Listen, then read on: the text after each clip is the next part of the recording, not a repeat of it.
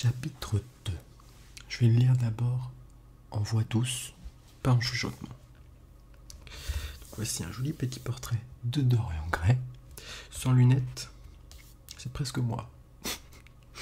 En vrai, il est censé être très très beau, donc je sais pas si... Bref. En entrant, ils virent Dorian Gray. Il était assis au piano, leur tournant le dos, et il feuilletait les pages d'un volume des scènes de la forêt de Schumann. « Il faut que tu me les prêtes, Basile, s'écria-t-il. Je veux les apprendre. Ils sont absolument ravissantes. Cela dépendra entièrement de la façon dont tu poseras aujourd'hui, Dorian. Ah, j'en ai assez de poser, et je n'ai aucune envie d'un portrait de moi en pied, répliqua le jeune homme, qui fit pivoter le tabouret de piano d'une manière vive et volontaire. En apercevant Lord Henry, ses joues se couvrirent momentanément d'une légère rougeur, et il se leva brusquement. « Excuse-moi, Basile, j'ignorais que tu n'étais pas seul. Je te présente Lord Henry Wotton, Dorian, un vieil ami d'Oxford. Je venais justement de lui dire quel modèle extraordinaire tu fais, et voilà que tu gâches tout. Vous n'avez pas gâché le plaisir que j'éprouve à faire votre connaissance, monsieur Gray, dit Lord Henry qui s'avança en lui tendant la main. Ma tante m'a souvent parlé de vous. Vous êtes un de ses favoris et également, j'en ai peur, l'une de ses victimes. Je suis à l'heure actuelle manotté par Lady Agatha, répondit Dorian en prenant drôlement un air contrit. Je lui avais promis de l'accompagner dans un club à Whitechapel mardi dernier, et cela m'est vraiment sorti de la tête. Nous devions jouer ensemble un duo, ou plutôt, je crois, 3 duos. Je ne sais pas ce qu'elle va me dire, j'ai bien trop peur de lui rendre visite. Bah, comptez sur moi pour vous réconcilier avec ma tante, elle vous adore, et je ne crois pas que votre absence ait posé le moindre problème.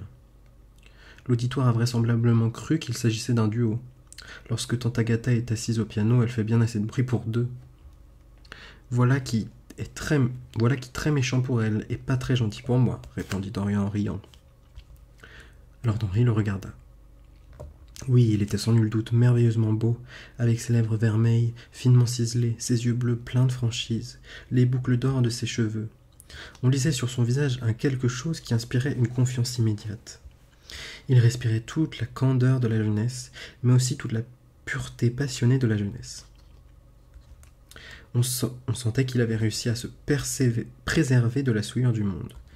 Que Basil Hallward l'adorât n'avait rien d'étonnant. Il était fait pour être adoré. Ça a été mis en petit gris, puisque ça a sans doute été enlevé du texte originel.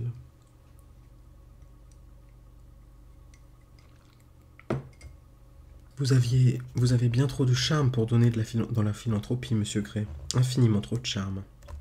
Et Lord Henry se laissa choir sur le divan et ouvrit son étui à cigarette. Le peintre, pendant cet échange, avait préparé sa palette et ses pinceaux. Il avait l'air soucieux et, en entendant la dernière remarque de Lord Henry, il y jeta un coup d'œil, hésita un instant puis déclara. « Harry, je voudrais finir ce tableau aujourd'hui. Me jugeriez-vous très grossier si je vous demandais de partir ?» Lord Henry eut un sourire et regarda Dorian Gray. « Dois-je partir, monsieur Gray ?» demanda-t-il. « Oh non, je vous en prie, Lord Henry, je vois que Basile est dans une de ces périodes de bouderie et quand il boude, je ne le supporte pas. En outre, je veux que vous me disiez pourquoi je ne devrais pas donner dans la philanthropie. Je ne sais pas vraiment si je vais vous répondre sur ce point, monsieur Gray. Le sujet est si aride qu'il faudra en parler sérieusement. Mais maintenant que vous me demandez de rester, il n'est pas question que je m'enfuis. Cela ne vous fâche pas vraiment, Basile, n'est-ce pas? J'espère, pardon. Vous m'avez souvent dit que vous aimiez que vos modèles aient quelqu'un avec qui bavarder. Hallward se mordit les lèvres. Puisque Dorian le souhaite, il faut que vous restiez, bien entendu. Les caprices de Dorian sont une loi pour tout le monde, sauf pour lui-même.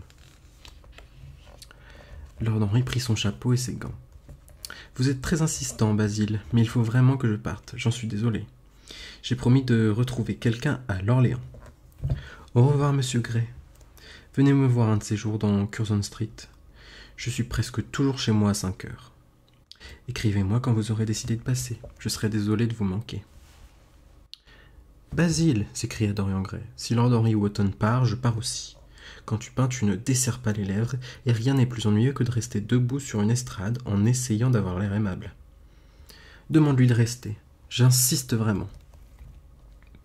Restez, Henri, pour faire plaisir à Dorian, et pour me faire plaisir à moi, dit Halvard sans quitter des yeux son tableau. Il est tout à fait exact que je ne parle jamais en travaillant, et que je n'écoute pas davantage, et tout cela doit ennuyer profondément mon malheureux modèle. Je vous prie instamment de rester. Et mon rendez-vous à l'Orléans ? Le peintre se mit à rire. Je doute que cela présente la moindre difficulté. Rasseyez-vous, Harry, et maintenant, Dorian, remonte sur cette estrade et ne bouge pas trop. Ne prête pas non plus trop d'attention à ce que dira Lord Henry. Il exerce sur tous ses amis une très mauvaise influence, à une exception près, moi-même. Dorian monta l'estrade, arborant l'expression d'un jeune martyr grec, et fit une légère moue de mécontentement à l'intention de Lord Henry, pour lequel il éprouvait une grande attirance. Il était si différent de Basile. Entre deux, quel contraste délicieux. Et puis, il avait une si belle voix. Au bout de quelques instants, il lui dit « Exercez-vous vraiment une mauvaise influence, Lord Henry, aussi mauvaise que le dit Basile ?»« Il n'y a pas de bonne influence, monsieur Gray. Toute influence est immorale. Immorale d'un point de vue scientifique. Pourquoi donc ? Parce que influencer une personne, c'est lui donner son âme. Elle ne pense plus ses propres pensées, elle ne brûle plus de ses propres passions. Ses vertus n'ont plus d'existence propre. Ses péchés, pour autant que le péché existe, sont empruntés. Il devient l'écho de la musique d'un autre. Elle joue un rôle qui n'a pas été écrit pour elle. Le but de la vie, c'est l'épanouissement de soi, réaliser notre propre nature à la perfection. Voilà notre raison de vivre en ce bas monde. Les gens, aujourd'hui, ont peur d'eux-mêmes. Ils ont oublié le plus important des devoirs, celui qu'on a envers soi-même. Certes, ils sont charitables, ils nourrissent les affamés, vêtent les mendiants, mais leur âme meurt de faim, elle est nue. Notre race a perdu tout courage. Peut-être n'en avons-nous jamais eu. Cette terreur devant la société qui forme la base de la morale, cette terreur devant Dieu, qui est le secret de la religion, voilà les deux principes qui nous gouvernent. Et pourtant... Sois gentil, Dorian, tourne juste la tête légèrement vers la droite, dit le peintre, absorbé dans son travail, et simplement conscient qu'était apparue sur le visage du jeune homme une expression qu'il n'y avait encore jamais vue.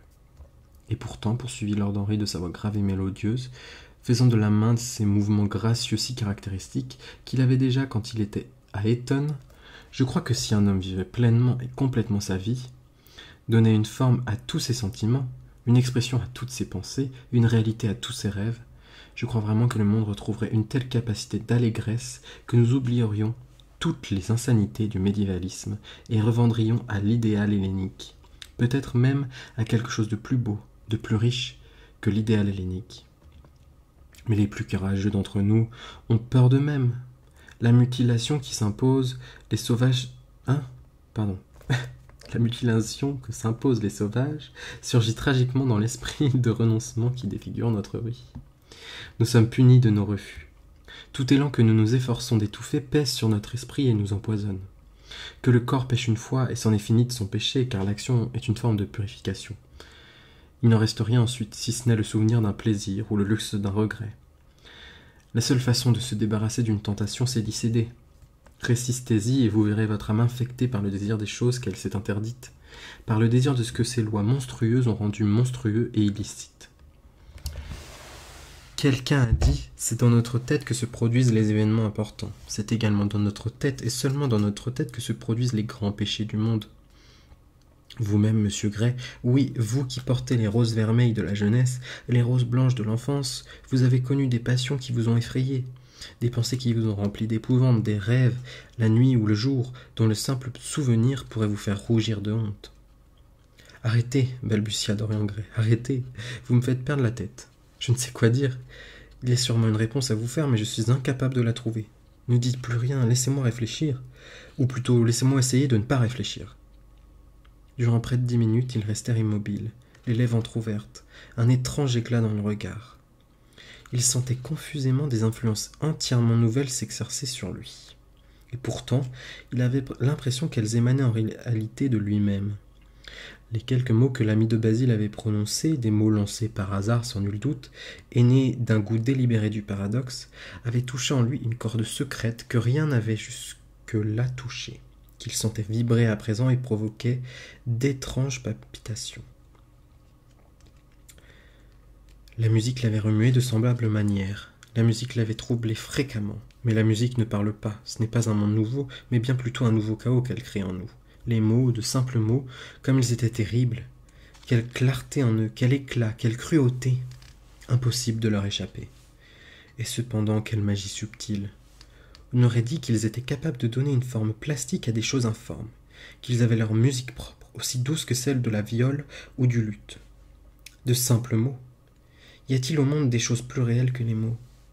Oui, il y avait eu, quand il était enfant, des choses qu'il n'avait pas comprises. Il les comprenait à présent.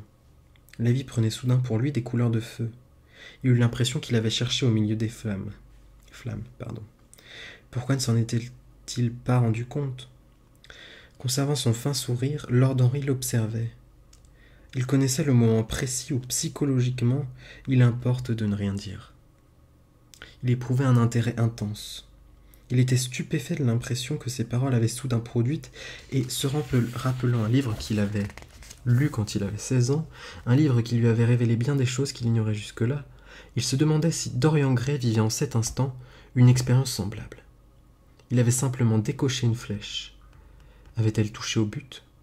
Que ce jeune homme était fascinant. Je vais commencer à chuchoter. Ok. Hallvard continuait à peindre, avec cette admirable sûreté de touche qui était la sienne et qui avait le raffinement véritable et la délicatesse parfaite qui, en art tout au moins, ne peuvent naître que de la force. Il n'avait nulle conscience du silence qui régnait. « Basile, je suis fatigué de rester debout », s'écria subitement Dorian Gray. « Il faut que j'aille m'asseoir dans le jardin, on étouffe ici. » Mon cher ami, je suis vraiment désolé. Quand je peins, je suis incapable de penser à rien d'autre. Mais jamais tu n'as posé aussi bien. Tu es resté parfaitement immobile. Et j'ai réussi à saisir l'effet que je recherchais, les lèvres entrouvertes et cet éclat dans tes yeux. Je ne sais ce qu'Harry t'a dit, mais il t'a indéniablement fait trouver l'expression la plus merveilleuse qui soit. Je suppose qu'il t'a fait des compliments. Surtout ne crois pas un mot de ce qu'il dit. Je t'assure qu'il ne m'a fait aucun compliment. Peut-être est-ce pour cela que je ne crois rien de ce qu'il m'a dit. Vous savez fort bien que vous y croyez totalement, dit Lord Henry, le regardant de ses yeux envahis de rêve et de langueur. Je vous accompagne au jardin. Il fait terriblement chaud dans cet atelier. Basile, faites-nous porter une boisson glacée, quelque chose qui contienne des fraises. Certainement, Harry. Soyez gentil de sonner, et quand Parker arrivera, je lui dirai ce que vous voulez. Il faut que je travaille cet arrière-plan. Je vous rejoindrai donc plus tard. Ne retenez pas Dorian trop longtemps. Je n'ai jamais été en meilleure forme pour peindre. Ceci va être mon chef-d'œuvre. Dès à présent, c'est mon chef-d'œuvre. Lord Henry gagna le jardin et découvrit Dorian Gray, le visage enfoui dans les grandes grappes fraîches de lilas, absorbant fiévreusement leur parfum, comme si c'eût été du vin. Il s'approcha de lui et lui mit la main sur l'épaule. « Vous avez tout à fait raison de faire cela, murmura-t-il. Seuls les sens peuvent guérir l'âme, et de même, seule l'âme peut guérir les sens. » Le jeune homme sursauta et lui mit la main. Pardon.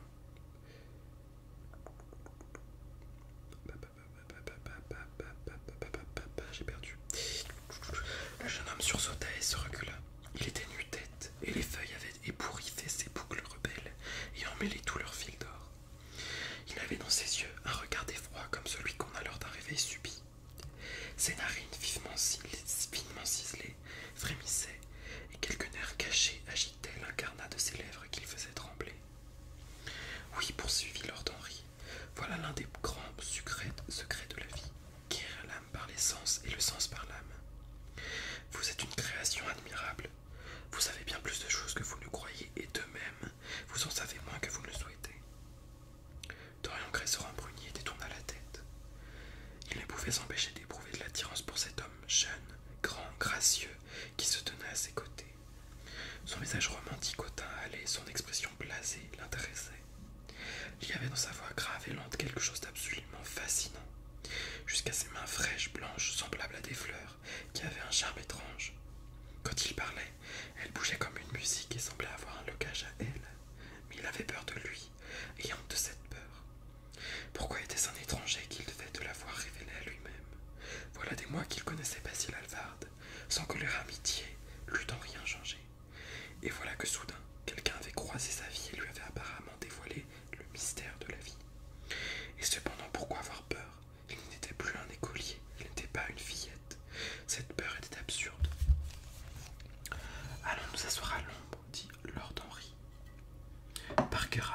poisson, et si vous restez plus longtemps dans cette lumière éblouissante, vous allez être tout abîmé, et Basile ne fera plus jamais votre portrait.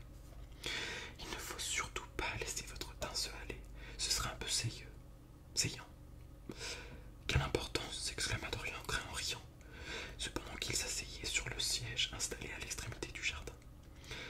Ce devait être pour vous de la plus haute importance, monsieur Gray. Pourquoi donc? Parce que vous possédez la jeunesse la plus merveilleuse qui soit, et que la jeunesse est la seule chose qui mérite que l'on la possède.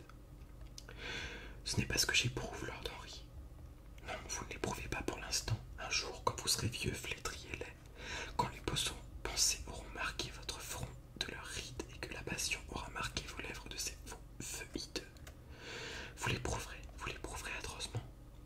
Pour le moment que vous alliez vous charmer le monde entier, en sera-t-il toujours ainsi? Vous aurez un visage d'une admirable beauté, monsieur Gray. Ne froncez pas le sourcil. Vous avez un visage d'une admirable beauté, monsieur Gray. Ne froncez pas les sourcils, c'est la vérité. Et la beauté est une forme de génie supérieure en fait au génie, car elle ne requiert aucune explication. Elle est l'une des grandes réalités de notre monde, comme l'éclat du soleil, le printemps ou la réflexion des eaux sombres de cette conque d'argent que nous appelons la lune. Impossible de la mettre en doute. Elle est de droit divin, souveraine. Elle change en prince ceux qui la possèdent. Vous souriez. Ah, quand vous l'aurez perdue, vous ne souriez plus. On dit parfois que la beauté n'est que superficielle, cela se peut, mais du moins n'est-elle pas aussi superficielle que la pensée? Pour moi, la beauté est la merveille des merveilles. Seuls les esprits superficiels refusent de juger sur les apparences. La véritable mystère du monde, c'est le visible et non pas l'invisible. Oui, monsieur Gray, les dieux vous ont été propices, mais ce que donnent les dieux, ils ont au fait de le reprendre. Vous ne disposez que de quelques années pour vivre réellement, parfaitement et pleinement. Quand votre jeunesse s'en ira, votre beauté s'en ira avec elle, et vous découvrirez alors qu'il n'y a plus de triomphe en réserve pour vous, ou vous devrez vous contenter de ces triomphes médiocres que le souvenir de votre passé rendra plus amer à votre cœur que des défaites. Chaque mois qui touche à sa fin vous rapproche de quelque chose d'effrayant. Le temps est jaloux de vous et guerroie contre vos lys et vos roses. Votre teint se plombera, vos joues se creuseront, vos yeux s'éteindront. Vous souffrirez atrocement. Ah, relisez votre jeunesse pendant que vous la détenez. Réalisez votre jeunesse pendant que vous la détenez. Ne dilapidez pas l'or de vos jours à écouter les raseurs, à essayer d'améliorer les ratés indécrottables ou à abandonner votre vie aux gens ignorants, communs ou vulgaires. Ce sont là les objectifs malsains, les faux idéaux de notre époque. Vivez la vie merveilleuse qui est en vous, ne laissez rien à perdre. Recherchez inlassablement de nouvelles sensations, n'ayez peur de rien. Un nouvel hédonisme, voilà ce qu'il faut à notre siècle. Vous pourriez en être le symbole visible avec la personnalité qui est la vôtre. Il n'est rien que vous ne puissiez faire. Le monde vous appartient, le temps d'une saison.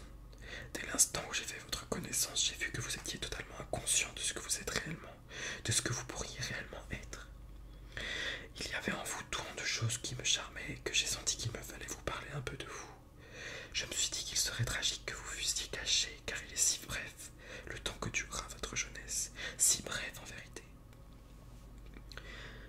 Les simples fleurs des collines se fanent, mais elles refleurissent.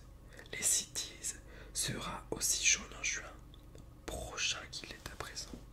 Dans un mois, l'on verra des étoiles pourpres sur les clématites, et année après année, la verte nuit de ses feuilles abritera ces étoiles pourpres. Mais nous ne récupérons jamais notre jeunesse. La pulsation de joie qui bat en nous quand nous avons 20 ans s'engourdira. Nos membres nous font défaut. Nos sens se décomposent. Nous dégénérerons et devenons des pantins hideux, hantés par le souvenir des passions qui nous ont trop effrayés et de tentations exquises auxquelles nous n'avons pas eu le courage de céder. Jeunesse, jeunesse. Il n'y a absolument rien dans ce monde que la jeunesse. Dorian Gray écoutait, les yeux dilatés et pleins d'étonnement. Ses mains lâchèrent le rameau de lilas qui tomba sur le gravier. Une abeille duvetée vint bourdonner autour de lui quelques instants, puis elle se mit à aller en tous sens parmi les fleurs minuscules, formées de globes ovales étoilés. Il observa avec cet étrange intérêt que nous tentons parfois de porter à des événements infimes, quand des choses de la plus haute importance nous effraient, ou quand nous agit une émotion nouvelle que nous ne savons pas exprimer, ou encore quand une pensée terrifiante met soudain le siège devant notre cerveau et nous sommes de capituler. Au bout d'un moment, l'abeille s'éloigna. Il la vit s'enfouir lentement dans la trompe tachée d'un volubilis pourpre. La fleur parut frémir puis se balança doucement sur sa tige. Le peintre apparut soudain à la porte de l'atelier et fit des gestes saccadés pour leur demander de rentrer. Ils se tournèrent l'un vers l'autre et sourirent. « Je vous attends, s'écria-t-il. Venez, je vous en prie. La lumière est idéale et vous pouvez apporter vos boissons. »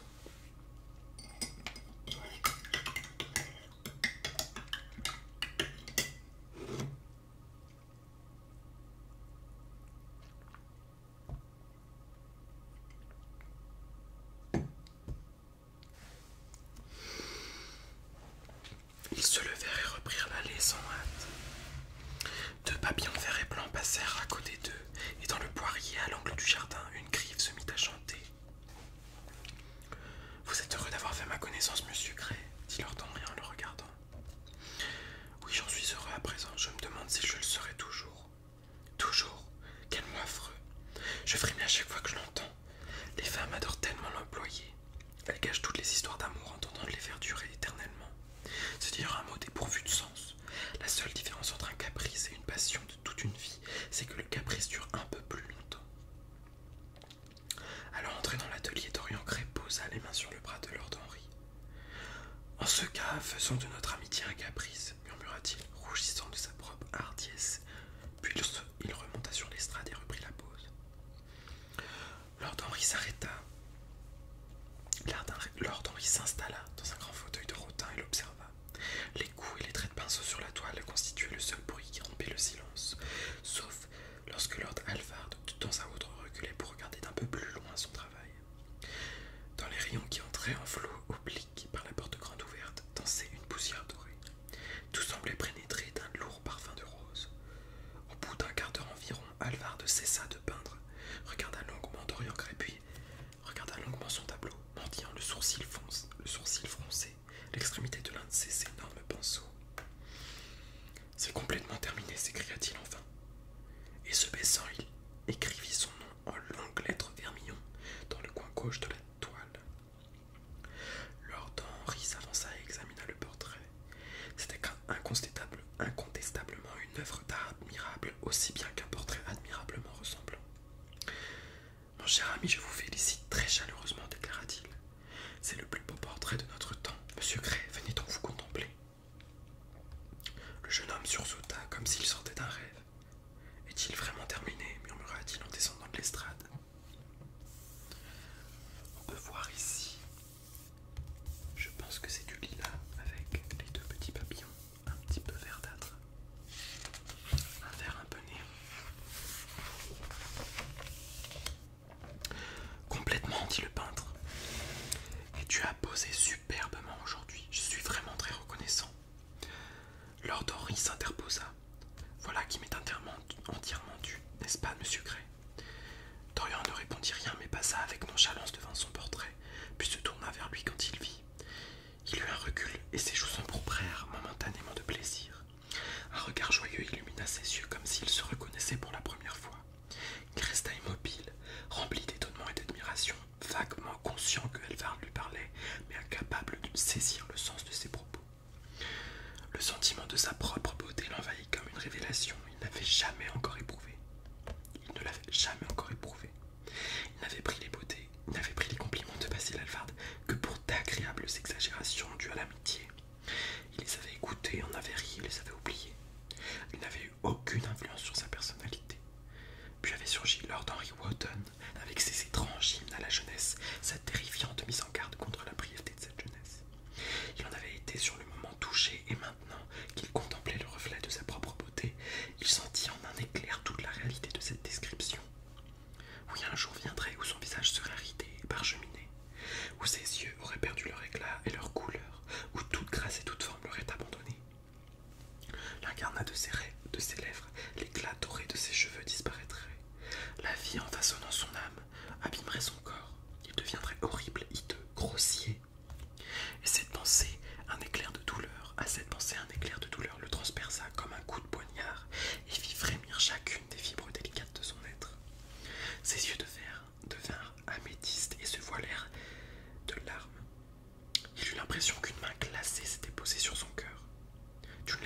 part, s'écria Halvard, quelque peu piqué par le silence du jeune homme, incapable qu'il était de comprendre sa signification. Bien sûr qu'il l'aime, dit Lord Henry. Qui ne l'aimerait? C'est l'une des plus grandes choses qui ait produit de l'art contemporain. Je vous en donnerai tout ce que vous demanderez. Il faut qu'il soit à moi. Il ne m'appartient pas, Harry. À qui appartient-il?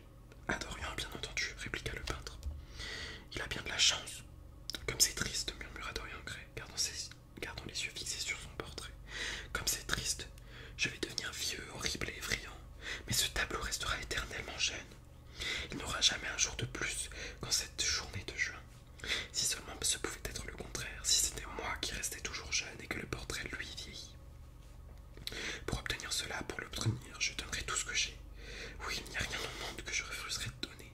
Je donnerai mon âme pour l'obtenir. Je doute fort que vous approuviez un tel marché, Basile, s'exclama Lord Henry en riant. Ce serait vraiment sévère à l'égard de votre travail. Je m'y opposerai formellement, Harry, dit Halvard. Dorian Gray se tourna et le regarda. Je le crois en effet, Basile. Tu préfères ton art à tes amis. Je ne suis rien d'autre pour toi qu'une figure de bronze verdi. Peut-être moins, je suppose.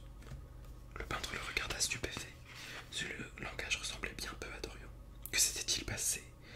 Il avait l'air très irrité, son visage était rouge et ses joues empourprées. Oui, continua Dorian, tu fais moins de cas de moi que de ton Hermès d'ivoire ou de ton faune d'argent. Eux, tu les aimeras toujours, et moi, combien de temps m'aimeras-tu?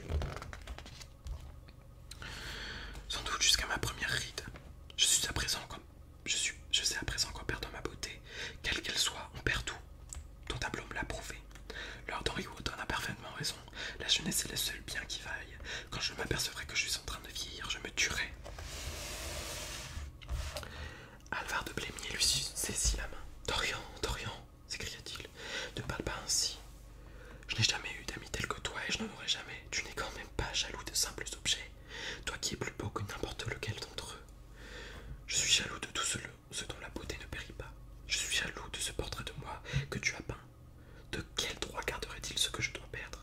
Chaque minute qui passe m'enlève quelque chose pour le lui donner. Ah, si ce pouvait être l'inverse, si le portrait pouvait changer et moi rester éternellement tel que je suis à présent. Pourquoi l'as-tu peint? Un jour viendra où il fera rire de moi, de rien de façon effroyable, rire de façon effroyable. Des larmes brûlantes se pressaient sous ses paupières. Il libéra brutalement sa main et s'affaissant sur le divan, il plongea son visage dans les coussins comme pour prier. Voilà les résultats de votre travail, Harry, dit le peintre d'une voix amère. Lord Henry haussa les épaules. C'est là le véritable Dorian Gray, voilà tout. Ce n'est pas vrai. Si ce n'est pas vrai, qu'ai-je à y voir? Vous auriez dû partir quand je vous l'ai demandé, marmonna-t-il. Je suis resté quand vous me l'avez demandé, fut toute la réponse de Lord Henry. Harry, je ne peux pas me disputer à la fois avec mes deux meilleurs amis, mais à vous deux, vous avez réussi à me faire haïr le plus beau travail que j'ai jamais réalisé, et je vais le détruire. Qu'est-ce donc sinon de la toile et de la couleur? Je ne souffrirai pas qu'ils nuisent à nos trois vies et les ruinent. Dorian Gray releva sa tête dorée enfouie dans les coussins et le visage hagard et les yeux mouillés de larmes le regarda se diriger vers la table à dessin de bois blanc placée sous la haute fenêtre voilée. Que faisait-il là? Ses doigts parcouraient l'amas désordonné de tubes d'étain et de pinceaux secs à la recherche de quelque chose. Oui, c'était le long couteau à palette à la lame d'acier souple. Il l'avait enfin trouvé, il s'apprêta à fendre la toile. Étouffant un sanglot, le jeune homme quitta le divan d'un bond et se précipitant vers Halvard, il lui arracha le couteau des mains et le jeta à l'autre bout de l'atelier. Ne fais pas ça! Ne fais pas cela, Basile, ne fais pas cela! S'écria-t-il. Ce serait un meurtre. Je suis heureux que tu aies réussi enfin mon travail, Dorian, dit le peintre avec froideur, quand il fut remis de sa surprise. Je ne croyais pas que cela fût possible. L'apprécier, j'en suis amoureux, Basile. C'est une part de moi-même, voilà ce que j'éprouve. Eh bien, dès que tu seras sec, je te vernirai, je t'encadrerai, et je t'enverrai chez toi. Tu pourras alors faire de toi ce qui te plaira. Et il traversa la pièce et sonna pour qu'on apporte le thé. Tu prends du thé, bien entendu, Dorian. Et vous aussi, Harry. À moins que vous ne soyez réfractaire au plaisir tout simple. J'adore les plaisirs tout simples, dit Lord Henry. Ils constituent le dernier refuge des êtres complexes, mais je n'aime pas les scènes, sauf au théâtre. Comme vous êtes absurdes tous les deux, je me demande qui a bien pu définir l'homme comme un animal raisonnable. C'est la définition la plus imprudente qu'on ait jamais donnée. L'homme est bien des choses, mais il n'est pas raisonnable. Je me félicite tout compte fait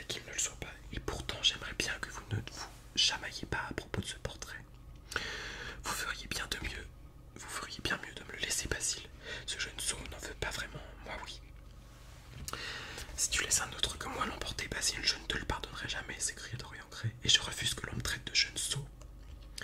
Tu sais bien que le portrait t'appartient, Dorian, je ne te l'ai donné avant même qu'il existe. Je te l'ai donné avant même qu'il n'existe. Et vous savez bien que vous avez été quelque peu sot, monsieur Gray, sans compter que vous n'êtes pas vraiment fâché, qu'on vous rappelle que vous êtes extrêmement jeune. J'en aurais été très fâché ce matin, Lord Henry. Ah, ce matin, vous avez vécu depuis, monsieur Gray. Ah, ce matin, vous avez vécu depuis, monsieur Gray. On frappa à la porte et le maître d'hôtel entra, portant un plateau de thé garni qu'il posa sur une petite table japonaise. Il y eut un bruit de tasse et de soucoupe, et l'on entendit siffler une urne georgienne cannelée. Un jeune serviteur apporta 2 plats de porcelaine en forme de globe. Dorian Gray alla verser le thé dans les tasses. Les 2 hommes s'avancèrent sans hâte vers la table et examinèrent ce qui se trouvait sous les couvercles. « Allons au théâtre ce soir, dit Lord Henry. Il se joue sûrement quelque chose quelque part. J'ai promis de dîner au White, mais ce n'est qu'en compagnie d'un vieil ami, en sorte que je peux lui envoyer un télégramme disant que je suis malade. Ou que je ne puis venir en raison d'un engagement ultérieur. Je trouve que ce serait une excuse assez jolie. Elle créerait la surprise par sa franchise même. Quelle corvée de devoir s'habiller, marmonna Hallvard. Et lorsqu'on porte un habit de soirée est si horrible. C'est vrai, répondit Lord Henry d'une voix rêveuse. Le costume du XIXe siècle est détestable. Il est si sombre, si déprimant. Le péché est la seule note de couleur qui subsiste dans la vie moderne. Vous ne devriez vraiment pas dire des choses pareilles devant Dorian, Harry. Devant quel Dorian? Celui qui nous sert le thé ou celui du portrait? Ni devant l'un, ni devant l'autre. J'aimerais aller au théâtre avec vous, Lord Henry, dit le jeune homme. Venez donc, et vous aussi, Basil, n'est-ce pas? Vraiment, je ne peux pas, je préférais ne pas venir. J'ai beaucoup de travail à faire. Eh bien, dans ces conditions, nous irons tout seuls, monsieur Gray. Cela me ferait énormément plaisir. Le peintre se mordit la lèvre et se dirigea sa tasse à la main vers le portrait. Je resterai en compagnie du Dorian réel, fit-il tristement. Est-ce bien le Dorian réel? S'écria l'original du portrait en s'avançant vers lui. Suis-je vraiment ainsi? Oui, tu es exactement ainsi.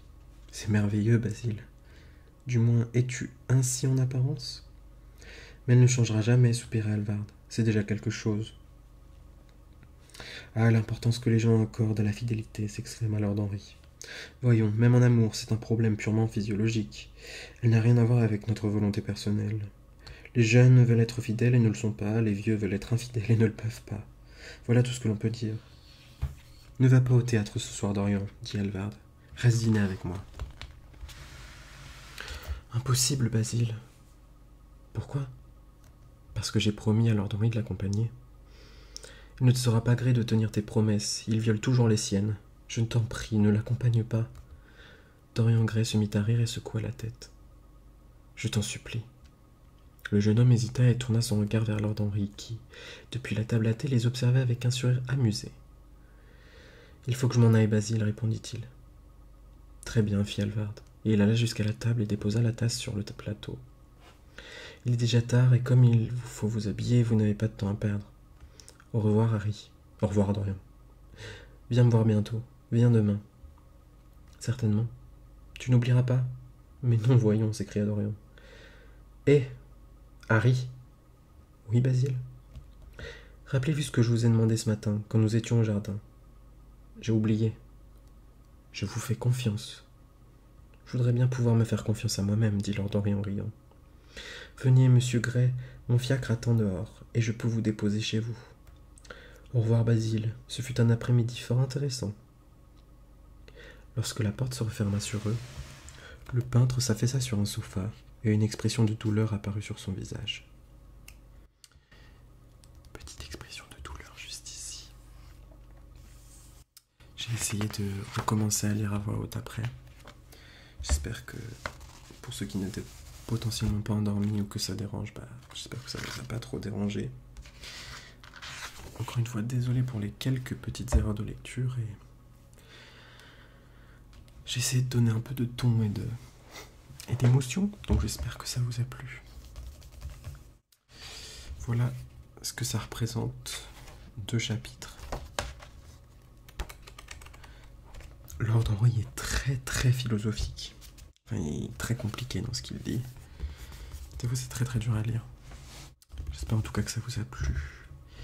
Et si jamais vous avez envie de continuer cette aventure avec moi, n'hésitez pas à me le dire, en sachant que moi j'avais déjà lu de plus que pas mal de pages, je pense au moins chapitre 6, je pense. 8, après le 8.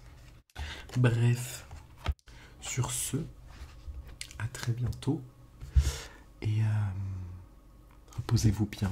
Encore une fois, joyeux mois des fiertés. Restez queer, restez joyeux, faites attention à vous et merci. Gros bisous.